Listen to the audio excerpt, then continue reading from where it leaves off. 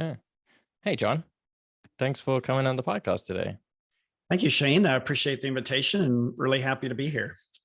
I'm really excited to talk to you. You've written a really wonderful book. It's called The Synchronicity of Love, and it's about many things, but no less than your personal transformation from, you know, hopeless despair, let's say, and trapped in fear to opening up your heart to love and the unconditional love forces, you might say. And it's really beautiful, and I recommend everyone to purchase it and read that story. It's really great. So how about we get started with just, you know, a brief rendition of your story that led you to this point. Yeah. So thank you. Thank you for that nice intro, by the way. um, so about 20 years ago, I was living what I would call a relatively charmed life. And it suddenly seemed like practically overnight, everything that could go wrong went wrong at the same time. My wife, who had been young and healthy, took good care of herself, got cancer, and it came completely out of left field. She was only in her 30s. And 2 weeks after she was diagnosed with cancer, they did surgery and removed her entire thyroid gland and a bunch of lymph nodes, and had to go through multiple rounds of radioactive iodine treatments. It's kind of like their chemotherapy for that type of surgery. Yeah. And to this day, she has to take a pill every day for the rest of her life just to live. And it started to change her, and she started to go quietly inward, started to kind of review her own life. Who am I? What do I want out of life? Am I happy in this life? And as that was going on, and mind you, at that time, I didn't consider myself spiritual, and maybe wasn't the best listener either. So I'm not sure I even knew how to support her during that journey inward, where she's reading books about God and the meaning of life. And then at the same time, I'd left my very secure job where I was a rock star, started my own company, and promptly lost all of our money and a whole bunch more to the tune of 650,000. 650,000 in personal debt, $250,000 in credit card debt, and was running around in unbelievable fear. Like every day was one day from declaring bankruptcy. And then in the middle of it all, my wife says, "I'm going to leave. You take the kids. You're the better parent. I want a whole new life," and leaves. So wow. Then on top of that, I don't know where this came from. This unbelievable fear of death came over me, like overwhelming fear of death. And I hadn't confronted or considered death before up to that point. I had not been religious. I had not been spiritual. And so I kind of associated the body with death. And so if the body died, that meant that I died, and that meant that it was over. And I couldn't wrap my head around oblivion or forever. And it was terrifying to me. Yeah. And I didn't have anybody to talk to about it. And I'm not sure I would have even been brave enough to talk to anybody about it. So in the blink of an eye, I felt like I went from, that relatively charmed life to being a bad husband, bad dad, bad businessman, and a man running around behind closed doors, terrified of death. And that began my journey. And I don't know why it is. A lot of people, it seems like here comes the hell, and alongside the hell comes the great transformation. Yeah. Well, certainly, as they say, when it rains, it pours. Right? Yes. Yeah. No wonder I live in Seattle. Yeah. Wow. It's true. And it so often, the liberation comes through the suffering. Yeah. Right. And unfortunately, we often have to go through that suffering in order to get the benefit from the other side. And I mean, I think colloquially, most people have some sense of like, the best things come through the greatest challenge. Yeah. Right. Nothing that comes easy is as good as when it comes through intense challenge and suffering, we may call it, but it doesn't always have to be that way. It's just difficulty. And so what happened? How did you find your way? Yeah. So for somebody who considered himself devoutly anti-spiritual and didn't go to church, I was very enamored with Michael Crichton's book, Travels. Michael Crichton was a best-selling author, movie maker, TV show, and all of his books tended to be cutting-edge science, sci-fi type books. Not all, but most of them. But a lot of people don't know he wrote an autobiography called Travels, and it's a wonderful book. I love that book. And there was a chapter in there about he finally broke down and went to his first ever spiritual retreat. And it was because he'd made a conscious decision in his 30s that he was going to go directly experience everything he'd only read about or heard about and decide for himself. He wasn't going to just take the books and opinions of others. And one of them was spirituality. He started exploring psychic phenomena, meditation, all sorts of things. And I loved that philosophy. I loved that lifestyle. And so for somebody who was devoutly anti-spiritual, I read the journal and notes he took from that 2-week retreat out in the desert, and I loved it. And for somebody who was anti-spiritual, I must have read that story 100 times, Shane. And then, of course, when I was at absolute rock bottom, I remember laying on my bed, reading that story again. Screw it. I wonder if this guy who led that retreat is even still alive anymore, because Michael Crichton went in 1982. And so here it is, 2002. I run to my computer. I go on the website. I type in the retreat leader's name is Dr. William Brew Joy. And he goes by his middle name, Brew. And there he is, alive and well on the website, still teaching retreats. And in fact, he calls it his foundational conference. It looks like the exact same one that Michael Crichton went to 20 years earlier. I signed up right on the spot. And I said, $2,000 or $3,000 won't matter in the end if I go bankrupt. So I'll just throw this on the credit card too. Yeah. But what I was looking for was a lifeline, and I didn't know what I was looking for. I just knew I knew I needed to shake myself up. I had dug myself into a hole, mentally, spiritually, emotionally, and I needed to see the world differently. I needed to see my life differently. I'm not sure I was even conscious of it at the time. Something in me knew I needed to go do this. You needed to grab onto something. Yeah, and on the website, he said these retreats are typically, he called them life renovating. And I went, I think I need some life renovation. Yeah. My house has been destroyed. I need to rebuild it differently. Yeah. And the synchronicities began almost the minute I signed up for that. I signed up at the last minute, and I want to say it was within a few weeks, I'm on a plane flying to Southern California. The retreat was in the San Bernardino Mountains, what they call the high desert up in the mountains. And as the plane touched down in Ontario, California, I noticed the woman next to me is reading Brew's book. I'm like, oh my God, what are and again, I have a really good math mind, a businessman and everything, just probabilities have been a big part of my life. And I'm like, what are the chances? And I counted, I looked back, there was 180 people on the plane. And the only 2 people going to the retreat, me and her, sitting side by side. And she's reading the book, and I'm like, are you going to that retreat with Brew? And she goes, yeah, I'm really nervous. I go, well, me too. Well, you look normal. Well, you look normal too. Okay, I guess maybe this is going to be okay. Yeah, it's not going to be a retreat of, just crazies. Yeah. Well, and so there was a lot of fear about that. And I didn't have at that retreat a lot of wild and crazy and dramatic spiritual experiences. But Shane, what I discovered was I didn't realize how much I'd kept people at a distance my whole life. And it was the first time I felt that sort of shared vulnerable intimacy with other people. And I realized I craved it. And it was beautiful. And I remember coming home after the retreat, just thinking like, I'm changed. My life has changed. Everything's so great. And it was like a little bit, I don't know if you've done meditation retreats. Sometimes there's a little bit of re-entry into the quote unquote real world afterwards.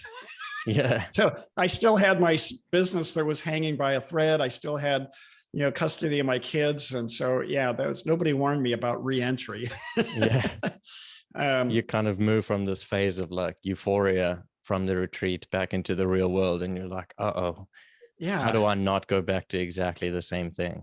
I kept trying to seek out that same intimacy with other people, but I had a lot to learn about the sanctity and safety of a space like that, and how people relax and open up, but they're not that way generally, not that way day in and day out at work and things like that. So, that's really how everything began. And then,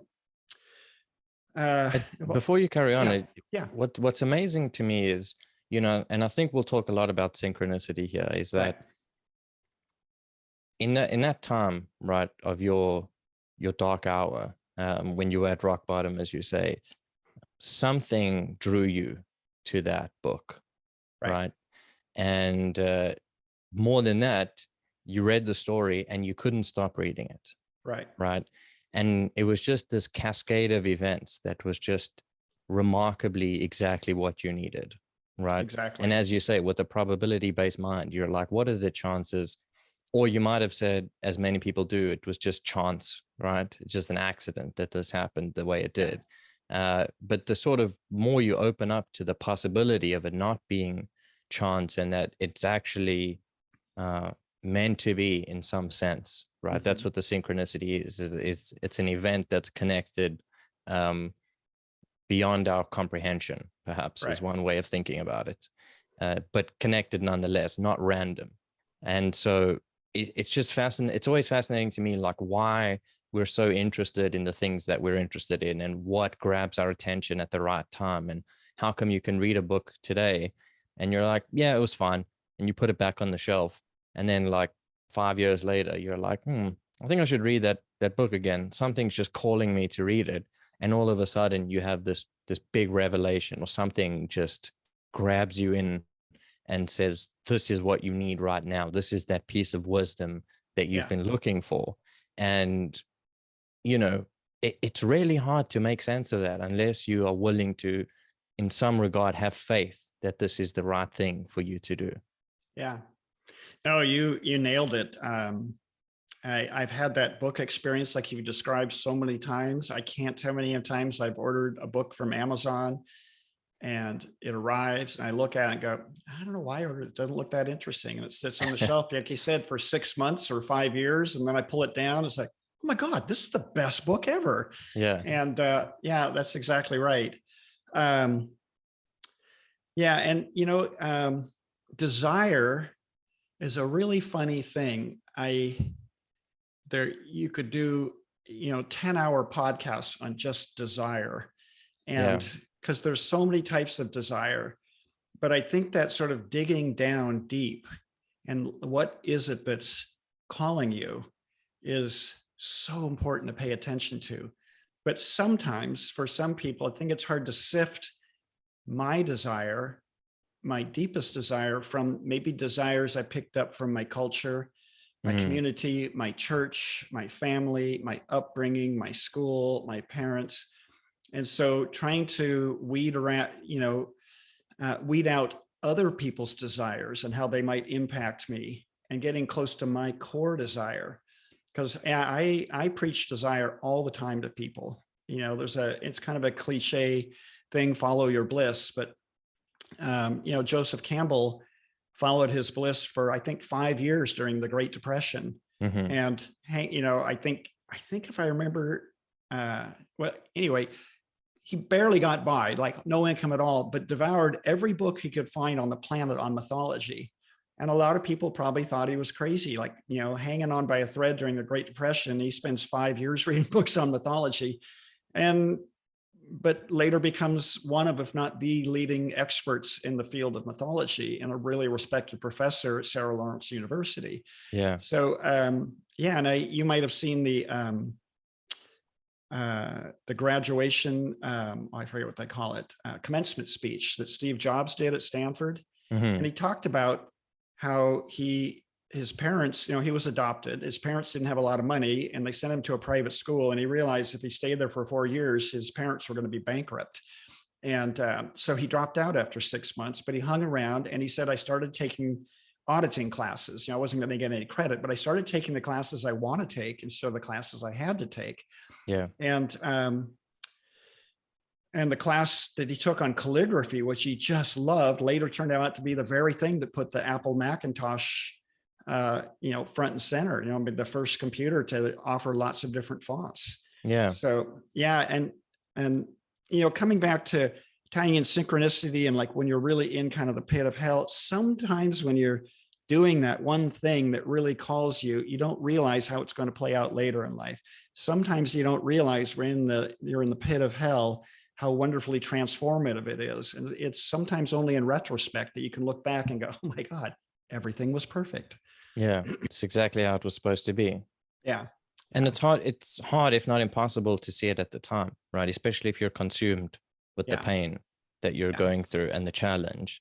It's hard. And especially if it's a plan, let's say, that's bigger than what you're seeing right now, because Yeah. we don't get to have that omniscience of seeing the future and how things play out.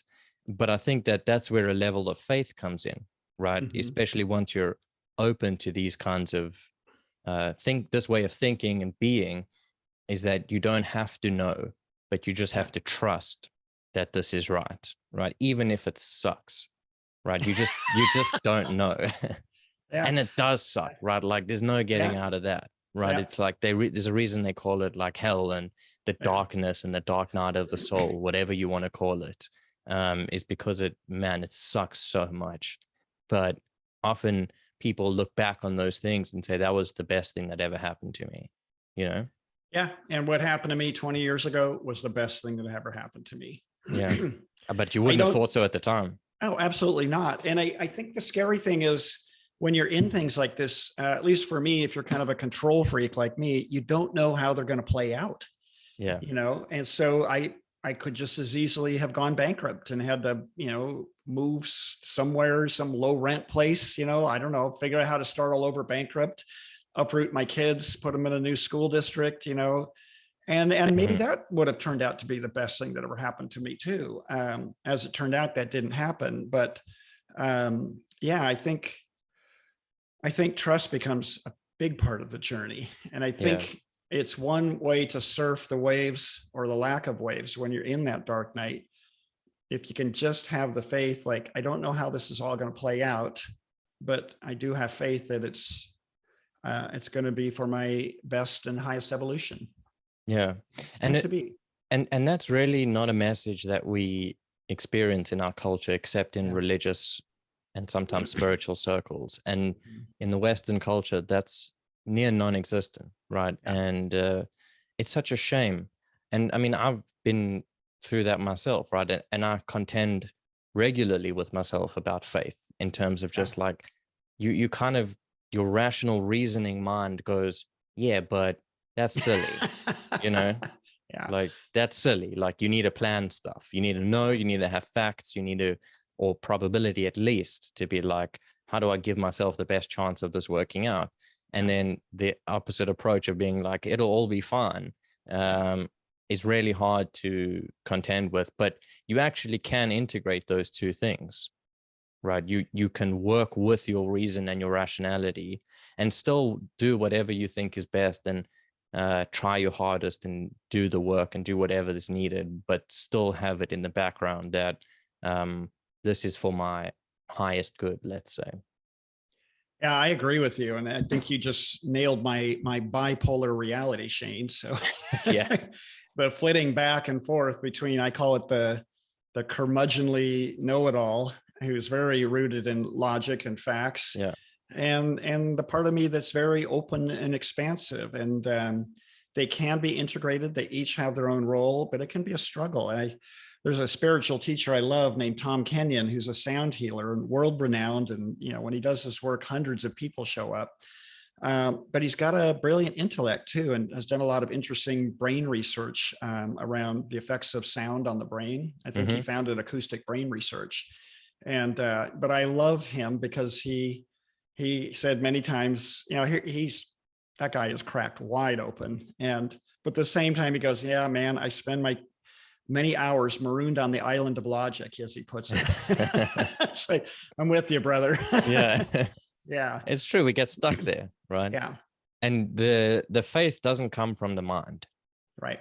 I mean, loosely speaking, it comes from the heart, right? Yeah. Physiologically, it's a little bit more complicated than that, I would think. But that's why they talk about, you know, you love with your heart. It comes from your heart center.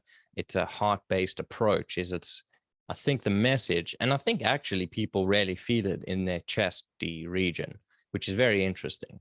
And there's interesting research on why that is. I mean, we have various kinds of neural connections in our heart, not neural, I can't remember exactly what it is, but some kind of like, it's connected to your brain, right? And so your heart can be in coherence with your brain, as they say. Right. So there is science to it at the moment. It's just emerging and blossoming, but we'll get there eventually. But it's fascinating to have that approach. And we're a very logic, mind-oriented society, right? Where it's all about thinking. and less about feeling. But it's not feeling like, I don't think it's feeling as emotional feeling. That has its own place too, right? But it's more this like soul feeling, spiritual. Yeah. It's an essence that's separate from that.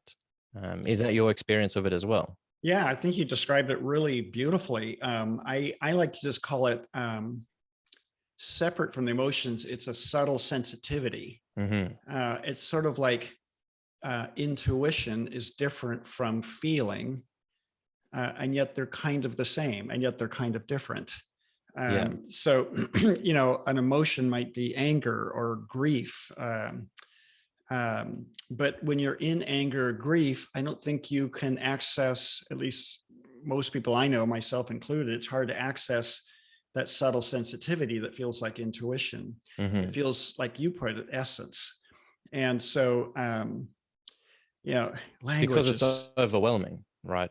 yeah, The emotion language is too is, strong. Yeah, sorry, go ahead. exactly. Yeah, I say language is so inadequate to describe Yeah. some of these things. Some of these things, like, you just know it, but it's language is an inadequate vehicle. And I think, honestly, if the whole world spoke telepathically with that subtle sensitivity of feeling, we would all get it. But we try to Yeah, describe in words, and words are, in my opinion, inadequate to describe. You know, definitely. And that's you why know, people use a lot of imagery, right, when right? they talk about these things. And that's why Yeah, poetry and prosaic language has been the medium for communicating spiritual messaging. And right. you can see it in most traditions where they talk about allegories and metaphors, where they're hinting towards something because the thing itself cannot be accurately described in words, because we just Yeah, don't have that capacity, or perhaps it's an impossible thing to do. yeah. Perhaps it transcends language and articulation, and it's really a felt sense is all it ever can be. I agree. Coming back to that, you were talking about the heart, Mm-hmm. because the retreat I went to, the teacher, all he taught was heart-centered meditation, but Mm-hmm. there's so much more to heart-centered meditation. And he says the heart chakra is unique because its job is to unify the upper chakras, which he sometimes called heaven, and the Mm-hmm. lower chakras, which he sometimes called earth. And the heart center being the seat of unconditional love. He used to say the heart center loves and unifies. It loves the body and it loves the mind. It loves Mm-hmm. the soul and it loves the spirit. It loves the masculine. It loves the feminine. It loves yin and yang and dark and light and all the opposite you could think of. The heart's function is to unify all of those. Hmm. And so, um, um, and to me, in my heart center, when it's open, if I were to use words to describe the feeling, it feels like overwhelming gratitude. Hmm. And yet I can't always say what I'm grateful for. It just feels like gratitude.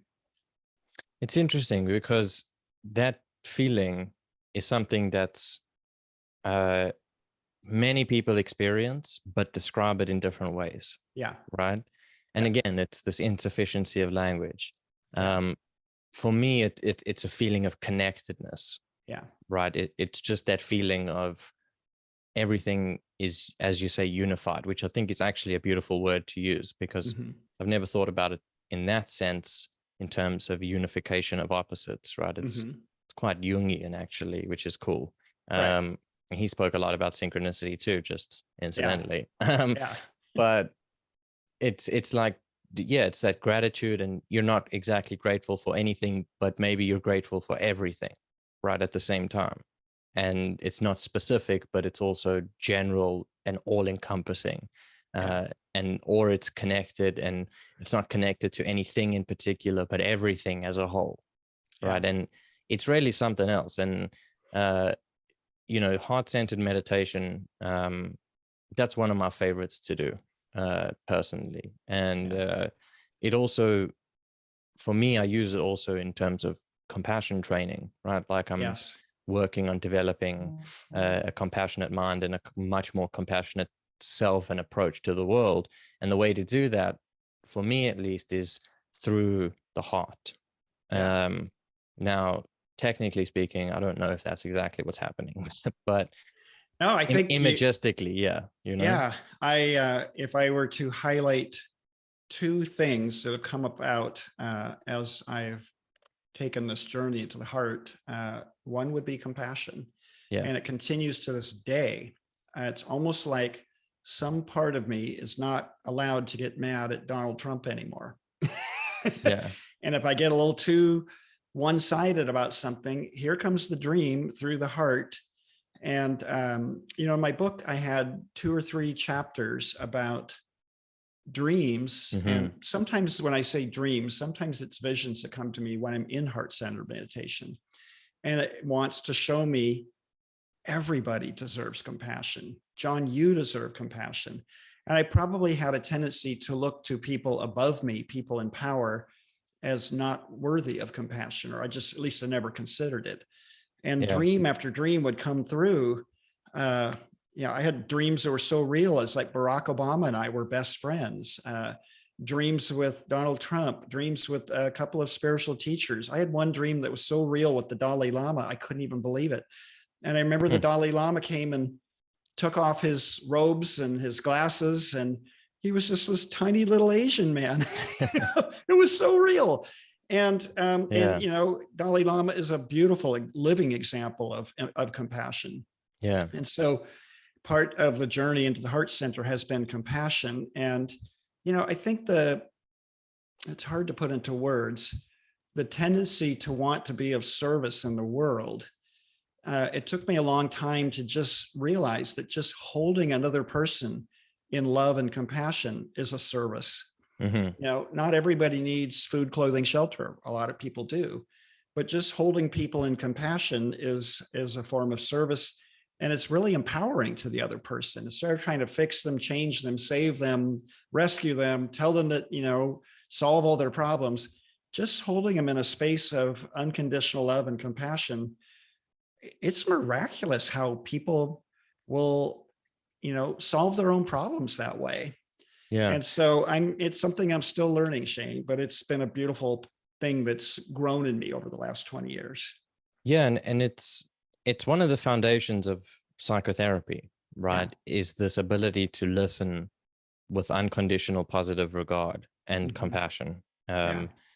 Rogers, I think, was the unconditional positive regard who came up with it, and compassion's come subsequently, but they're not separate. And, what it allows a person to do is to safely express themselves and to feel their feelings or go through an event that happened to them in the past or that's happening to them right now in a way that they don't have to prove anything, right? And it's a way of processing things.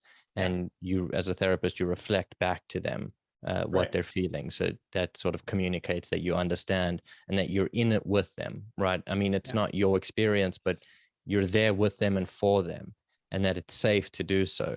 And that by itself is just remarkably transformational. Now, perhaps it's not exactly enough, but it goes a long way. And it does, yeah. Yeah.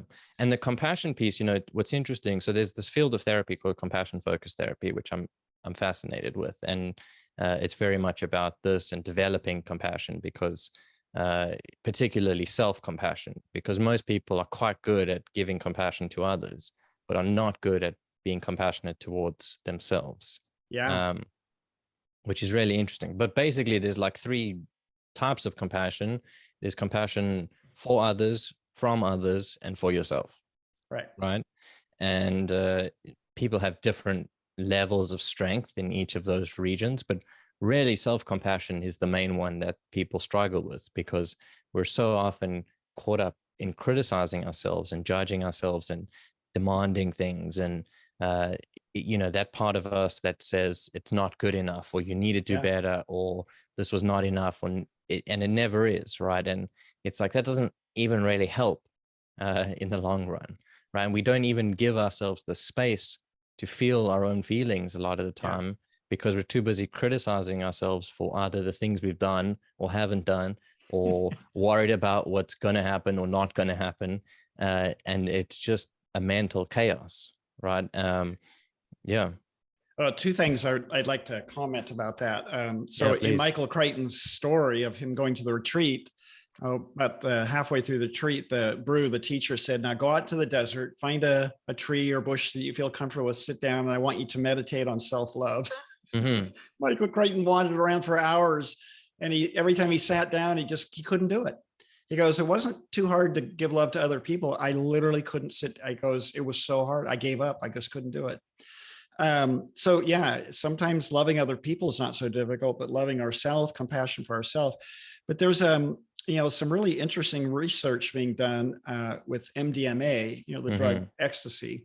And there's a movie, I can't remember the name, documentary. It's done in Israel. And what they've learned is they are working with people with PTSD, and it only takes 1, 2, or 3 sessions with the MDMA. But what the MDMA does was it creates a field of what feels like love and compassion.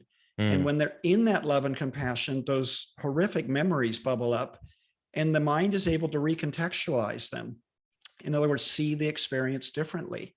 And I think that's what takes place, but maybe not as quickly as it does with MDMA, with heart-centered meditation, with regular attention to that heart center, that space of unconditional love and compassion. It starts to recontextualize how you see yourself, how you see others, how you see the world. Some people it happens very quickly, some people more slowly, but it does. I like the word recontextualize. It's sort of like you look back at your past and you see it differently. And it can be something as simple as, like we talked about, looking back at the past. It's a lot of people have experienced a lot of pain, suffering, abuse, abandonment, and it's sometimes hard to look back on that with compassion for me, the person going through it, compassion for the bad guys that did these terrible things to me. Yeah. But it can happen. It's just a different state of consciousness. And if you're willing to take the journey, it will transform you. And one's no better, no worse than the other, but it's sort of like the heart center is a drug that's free to everybody. Yeah. Yeah. You just have to hang out there. It is a good one. Yeah. So I remember. Yeah, go ahead. I was to say, I remember when I first started, he taught me, putting your hands over your heart center. And he goes, I want you to touch the body with reverence, as if you are the beloved touching the beloved. And I remember that feeling of like my entire body going, yes. Yeah. Thank you. Finally. And it was the strangest feeling, like, what the hell? And part of what happened, spending time in the heart center, was I have more body awareness than ever before. And so it's like what I would call me and my body are kind of in sync in a way we've never been before. But I think Brew would say yes, because the heart center, it loves the body, it loves the mind, it loves your rational mind, and it loves your expansive mind. It loves all of it. And he always emphasized that the journey into the heart is really the journey into the wholeness, and journey into wholeness is really has a practical aspect, because you're far more resourceful in every single situation. Yes. And you're able to regulate yourself a lot better, right? You don't get overwhelmed by things. You don't, things don't worry you as much. Your natural bodily reactions and responses you can handle most of the time. Trauma still happens, but that's okay. Because then you can deal with that better. There's a great Maharishi Mahesh Yogi, the guy that hung out with the Beatles and founded Transcendental Meditation. He talked about in the journey of consciousness. He goes, we all have scars and woundings, and he said, but as you journey along, I'm going to try and describe this right. Imagine having let's say a knife or a set of car keys, and here comes the wound or the pain, and there's like a deep gouge in a piece of wood. And that's going to take a long time to heal. But as you go along, now comes another wound as your consciousness expands, that sense of trust and unconditional love grows. Here comes the wound again. And now it's more like taking that knife or your car keys and dragging it through some sand. That's a little easier to get back to normal, to heal. And then you go a little further, and it's like now taking that knife and running it through a lake or a pond. It's still going to create ripples, it's still going to hurt, but it quickly gets back to calm again. And eventually you get to the point where the wounds are like, dragging that knife or your set of car keys through the air. Yeah. And so the pain's still there, the suffering's still there, but it's like moving through the stages, you move through the stages quicker. Yeah. Yeah. And it's a process, right? Like this is something that is hard to contend with a lot of time, is because we think we want things to happen quickly because we're oftentimes desperate for it. And sometimes they do. There's these magical transformative moments, but also it can take many years, right? And one way to think about it is, you know, if you have a person who's, let's say, never worked out in their whole life, they don't eat healthy food, they're overweight, and they're like, I don't know, 35 or 40 years old, and they're like, I want to be super fit and athletic, right? And you go, okay, well, that's going to take you a couple of years to reach this ideal that you're going for. You can do it, but it's going to take a lot to get there.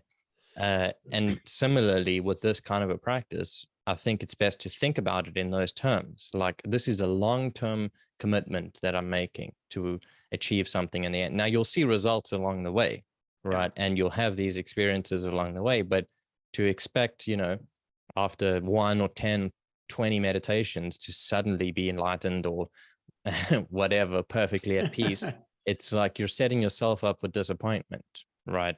And not every session is going to be great. Sometimes you're going to have to force yourself to do it for 5, 10, whatever, however long you allocate yourself time to meditate. But to think about it in terms of like, well, I've lived my whole life without this, right?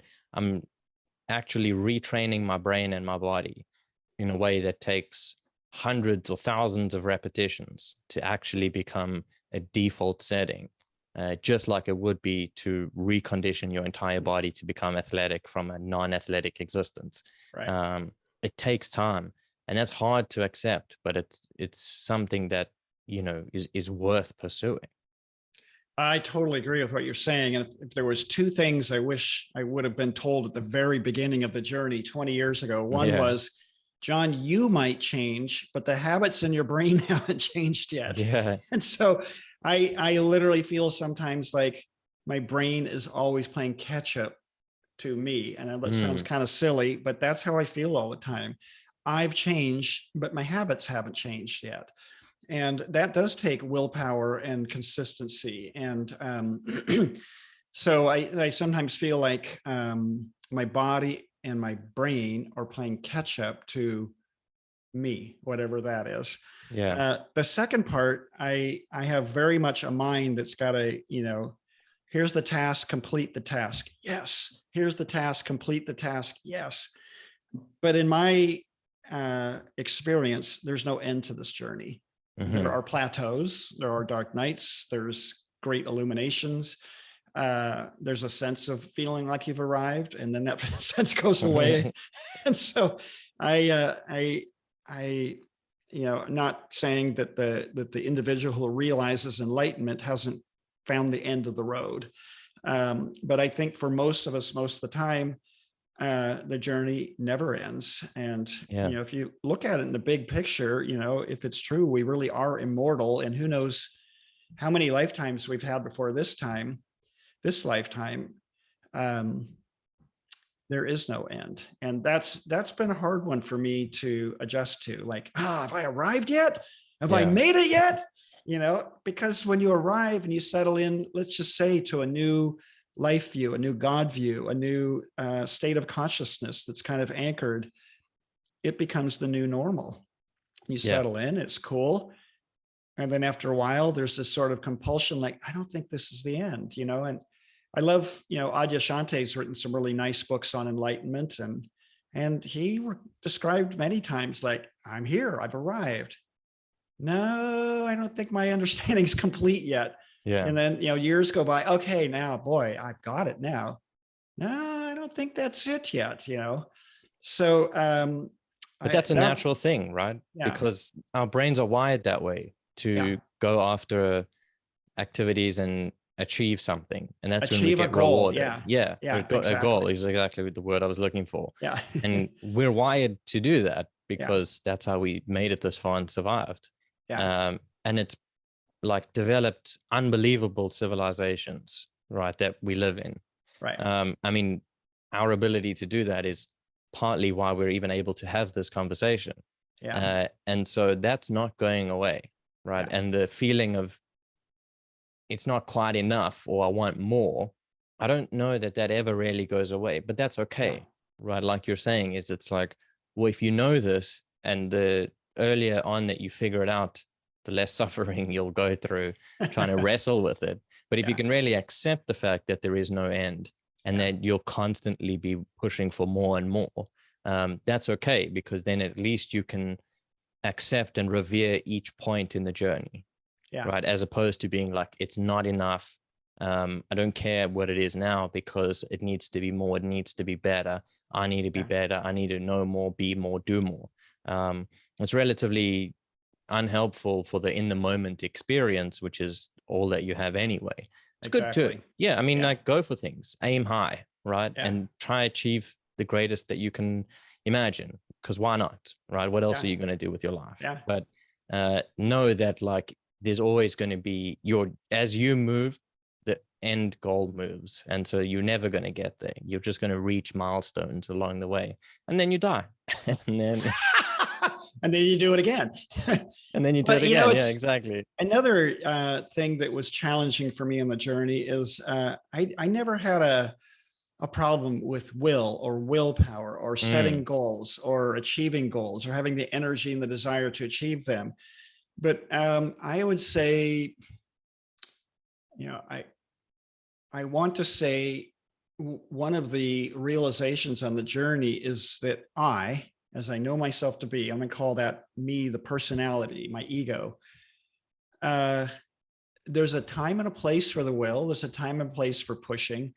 But if I were being honest with myself, everything cool that ever happened to me, I didn't make happen. mm, And so this is where I'm going to say, uh, at our core, we're all souls, but we're not, and the soul is actually behind everything. And probably even behind that, what you might call God is yeah. behind everything. And so, but because most of us, myself included, are not entirely conscious of everything that's going on. Um, and so part of the trust and part of the faith and part of the surrender is, when it's time, there's like a divine timing, I would say. Hmm. I don't think it's the will where somebody goes, I need to wake up. There's something deeper than you that's waking up, and you as the body slash ego slash mind are playing catch up to that. Right. Does that make sense? Yeah. Absolutely. And I think there's a lot that happens. I mean, to really get into it, it's like, well, where do your thoughts even come from? Right? They come from and like, they come from your unconscious, right? Right. They arrive in your conscious mind. And so Yeah. you didn't get to choose what thoughts you have, right? Yeah. You never really do, as much as we sort of think we do. And that causes some problems for, like, the discussion about free will and things like that. And Yeah. but practically speaking, you have to operate as if you're having your thoughts and you're making decisions, because that's Yeah. how life works. So there's no argument there. But from a much deeper perspective, I think that you're right. It's like, you get some control in your life, but by and large, you don't have control, and things happen to you. Yeah. And in order, even the things that you put great effort towards achieving, so many other things have to happen exactly right in order for that to be the case, or at least not go horrendously wrong in order for you to even achieve that it's so mesmerizing to think about, right? Yeah. Because without so many other factors that you couldn't possibly know of or control, you aren't getting to whatever goal you're achieving, right? Even if you think about something like, you walk 10 steps. I mean, firstly, we don't know how we walk, right? We just know how to walk, but we don't control every muscle contraction, exactly what's happening, how our brain manages to know what the right size of step to take is, like how to avoid objects. Like, especially, this is obvious when you climb stairs, right? How you know exactly how to climb stairs. And then as soon as the stairs like a few millimeters off, you trip because you weren't expecting it, right? Yeah. And then you get frustrated. But it's like, that's because your brain's doing so much in the background calculating stuff that it doesn't have time to even look at those tiny details, because it just assumes things. And so the analogy I was making was that there's far more to what goes on, even when we do strive to achieve things, that it's worth appreciating how much broader it goes, right? Yeah, And it's very, yeah, I it's very humbling. I mean, yeah, I used to, um, there's real humility and there's sort of false humility. And I don't think you can take the journey like I have, as others I know, and not feel humbled and realize I have a lot less control than I ever thought I did. And it's a delicate dance. And a lot of people have asked me about synchronicity, um, and one of the more popular things that everybody, how can I manifest things? How can I manifest things? And there are certain laws or rules for how to manifest things in your life. But I think the people that manifest things easily, it's because their ego is aligned with their soul. And mm, so I always preach, whatever that looks like for you, even in AA, one of the steps is, I think, turning your life over to God as you understand him. mm-hmm, There's something there about alignment that's, I think, is important for people. Like, literally, I think if they were to pray and say, I want me, as I know myself to be, this ego personality, to be in alignment with my soul. yeah, Because I know my soul has a desire, but I might not be conscious of what that is. I'm not and the more you can put yourself in alignment with that greater part of you or the greater picture, the more things start to flow easily. And I've had a lot of interesting precognitive dreams, which just flips me out. Like, how can I share a chapter near the end of my book. So, true story. I had met, she's my wife now, but I was dating her. This was early 2019.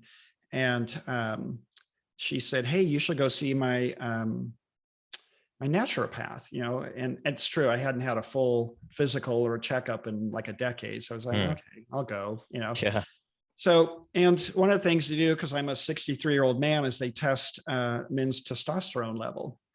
mm-hmm, And so, and she was, and anyway, so I gave blood, saliva, urine, wait a week, go back, meet her for the results. And 3 days before my meeting with her, and mind you, I've never met her before, I have this hyper vivid dream where I'm in the doctor's office and I see her in another adjacent room put on like a lab coat. And she walks up to me with my results, like on a clipboard, and she's reading them. She goes, well, you definitely don't need the pellets, which is what they give for testosterone. mm-hmm, And yeah, your testosterone level looks great. And and so and she looked like a brown hair, 50 something Middle Eastern woman. And so 3 days later, I meet Dr. Kimei in person. Oh my God, Shane, everything played out exactly. I see her in the other room. I see her put on the lab coat. I see her walk up with the clipboard. I know what she's going to say. And she says, well, you definitely don't need the pellets. And the weird thing is, everything in the dream was identical, except her hair was blonde. And mm, later I went and told the story to my wife, and she goes, wait, Dr. Kimei dyed her hair just in the last 3 days between I had the dream and when she actually met, she dyed her hair blonde. wow, And so this is the magical thing. If that's you, crazy. as the nurse, have to be in alignment with the bigger picture, and if I almost hate to use this word, if we assume that God is behind everything, whatever Mm-hmm, that is, that if you're in alignment with that, then you would actually be able to see how things are playing out. And you know, I've had a number of dreams like that. They're very random. I never know when they're going to come. They don't seem to have any specific, other than wink, wink, John, you think you're in control, in charge of everything, but yeah, you're really not. And so, yeah, I tell people that want to experience more synchronicity in life, I said, the first step I would do is say, I want to be in alignment with whatever you'd call it, God, the soul. You came in. A lot of people feel like the soul came in with a plan. There's certain things they mm, wanted to learn and experience. And I, as I know myself to be, want to be in alignment with that, and then watch what happens. But hang on, because you yeah, don't know what that might be.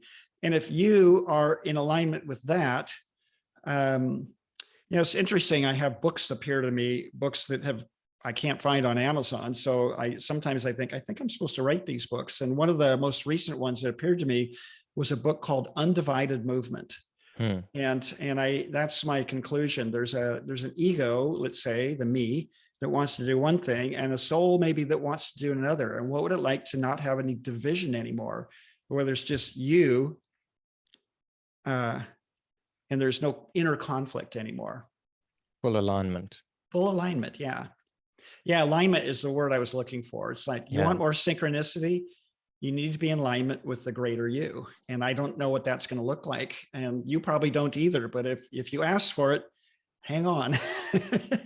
So how do you advise someone to start that process, right? How do you even begin to align yourself? Well, I think sincerity is a really, really, really important quality in the journey. And so if there's like a sincerity, it comes from the depths of your being to want to be in alignment with that. You ask for it. It's that simple. You ask for it sincerely. It might feel like prayer for others. It might be, I want to meditate on alignment. But I think it begins with a sincere ask. It's really interesting. There's a lady named Lorna Byrne, an Irish mystic, and she's written some really fascinating books that just kind of blow your mind. I mean, she's one of these people that grew up communicating with angels and seeing angels, from the earliest childhood, and does to this day. And she says every single individual without fail has an angel, a guardian angel with them. And some people might call them your guide or your guides, and she sees them. And she said there are millions of, she called them unemployed angels out there just dying to help, but nobody ever asks. Nobody even thinks to ask. And so I'm coming back to that alignment. I think it just begins with a heartfelt, sincere ask. And then stay open. Your life might be turned upside down, or it might be very subtle changes. It's hard to really know, but I do believe that saying, be careful what you ask for. If you ask sincerely, it might take your life in a whole different direction. Right. And, but yeah, that alignment, I think, is a really important piece. And what I'm getting is that the sincere asking is not asking for something, right? Yeah. Because it's very easy to be like, okay, I want my life to be in alignment so that I can have all this money and love and all these kinds of things. And then you're just sort of like thinking about how you want it to be aligned, right? As opposed to saying, I just want to be in alignment, whatever that looks like. And I accept that, whatever that may be, knowing that that's in my best interest in the long run, right? Yeah. As you say, you might end up in complete turmoil for a while before things stabilize. But it could be the opposite too. I really don't know. But there's something beautiful about that surrender, that humility, that alignment. And I think people do that, but I think that sincere ask usually comes when they're in the pit of hell. And that's when the sincere, but I think people can do it every day. I would preach that to people every day. What is it that your unique soul wants to learn, experience, teach, share more than anything else? Put yourself in alignment with that. And it's a beautiful thing, and see where it takes you. I think that's right. And that's great advice. And, and I like that you say, I don't know, you don't know what it's going to be, but just go for it. Right. Yeah. And also that in whatever way works for you, right? It's not that there's a practice of like, you have to do this ritual of like, bang, bang, bang, bang, bang. Like maybe not you specifically, but maybe one does, right? Yeah. So you have to find the ritual or the way that works for you. So maybe it's through prayer, maybe it's through meditation, maybe it's just a moment of silence in your mind and, with your hand on your heart or whatever it may be, or maybe it's journaling. Like, I don't know, like there's so many ways that you can go about it. You just have to figure out what works for you. And would you say that the best way to know if something's a good method for you is by the way that it feels when you're doing it? Yeah. Well, first of all, again, this is just me. I would say start with a sincere ask then the practice might reveal itself the next day. It might reveal itself in a dream. It might, suddenly your best friend just calls you and says, oh my God, I got this workshop I want to go to. And it just, your whole body is just tingling, I think start with a sincere ask and then see what the practice is. And it may be a number of different practices. It may be heart-centered meditation for a year and then nothing for a while. There's a lot of interesting stories of people that literally almost left the world for months at a time, meditating for hours a day. And then it was like life said, okay, now we're going to take you back out into the world again. Yeah. And so I would hesitate to say what the practice would be. I would start with make the sincere ask and then see what's revealed afterwards. And pay attention, right? Yes. With trust and faith, like there's an openness, like, and it might not be real. It might be revealed in a minute, and it could be over the course of a year where there's just subtle changes. I just don't know. But I think there's something really beautiful about that alignment. Seek the alignment first. I think that's what Jesus said when he said, seek first the kingdom, and then all will be given to you. And I think people do that, but only when things suck. Yeah. Okay, I give up. Yeah. Just I want to be in alignment. I'm not going to fight anymore. I just surrender. But there's something wonderfully, freakishly empowering about surrender. Because you're not surrendering, giving up. You're surrendering, I think, into the greater part of yourself that was there all along, and aligning yourself with that. Yeah, it's not a giving up. It's surrendering to something greater than yourself. Right. And letting that take precedence. Yeah. Which is difficult because our minds don't want to do that. Right. And maybe the reason why many people only end up doing it in suffering is because your mind will try everything it can to sort it out itself until it can't anymore. And then you reach a point where you're like, okay, I can't do it anymore. I surrender. Right. I give in. I totally agree. And, if you look at some of the more well-known celebrity spiritual teachers like Eckhart Tolle or Byron Katie, there's a bunch of them. They went through a period of hell. And I think Eckhart Tolle described it was like, my ego was so miserable, it just pulled the plug on itself. Yeah. I'm out of here. He talks about it when it was like a sort of self-suicide. Well, or suicide self, but it was an ego suicide, right? As opposed to a physical, he didn't act it out. Yeah. Byron Katie tells similar story. Like, you didn't even want to be around her for a long time. She was an angry woman, and Eckhart Tolle was full of self-loathing and self-hatred that was just overwhelming. And Eckhart, he has that cute little smile. He likes to say, "Oh, you're not enlightened. You're just not suffering enough." Yeah. And his story is great because he, like you said, he spent many years just meditating. Basically, he talks about it, being in the present moment or the beingness, and he was homeless and whatever for many, many years. And then one day he was like, he just sort of found himself as a spiritual teacher, and now he tours the world. I mean, he's got a very busy schedule. Like, he's not a monk just chilling anymore. He's really in the world now again. Exactly. Yeah. Michael Singer wrote I think he just wrote his third book, but he wrote The Untethered Soul. And I liked his book, The Surrender Experiment, which is sort of his autobiography. And he had this is what I say too, what I would call awakening spiritual experiences. Sometimes they come when they come, and he was not cultivating it. It just happened. Suddenly he realized he was, as he put it, in there watching the busy thoughts in his mind, and it was such a shocking shift. And anyway, but the peace that he was in was so enormous. All he wanted to do was get rid of that chattering noise in his mind. Like, he really separated himself from the mind, where so many of us get like caught up in the thoughts. It was so obvious to him that he wasn't his thoughts. And so he was going to school, getting his doctorate in economics, and more or less dropped out and lived in a van at the edge of the woods and would meditate and do postures for I think 6-8 hours a day, day after day after day. And I think he was trying to anchor and hang on to that peace that he felt. But then came a dream that said another way. And it's time to go back out into the world again. Can you hang on to that peace and presence as you go back out into the world?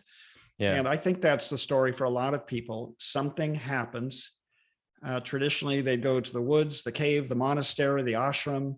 It gets anchored. And then life says, okay, now can you carry this peace out into the world with you? That's the challenge. Yeah. And he did all sorts of things with his life after that. So yeah. And but all of these teachers, I mean, had they not come back to the world, we would never have had their teachings. They would have just lived and died eventually, just by themselves doing their own thing. And they wouldn't have shared this great wisdom. So by all accounts, it was the right move. Yeah, I agree. I love some of those stories. Yeah. Yeah. Well, listen, John, this has been really fantastic. Thank you very much. I'll include all stuff in the description, but please promote what you got to promote. Where can people find you and your book and your stuff? Yeah, my name is John David Latta. Last name is Latta, and my book is called The Synchronicity of Love: Stories That Heal, Transform, and Awaken. It's 119 short, true, and mostly true stories. The last 20 years of my life, a lot of wild and interesting and unexpected spiritual experiences. At the same time, I was a single dad raising 2 kids.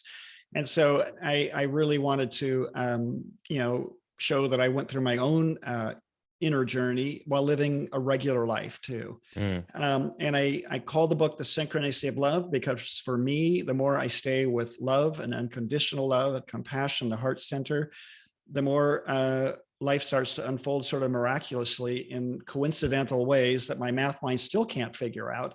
And miracles happen over and over and over again. Okay. So the book is on Amazon.com. I just checked this out today. I didn't know this. It's on Amazon, Barnes and Noble, Target.com, Walmart.com. I sold a lot more places than I knew it was being sold. Good for you. Yeah. Thank you. And I highly encourage everyone to get it. It's a great read.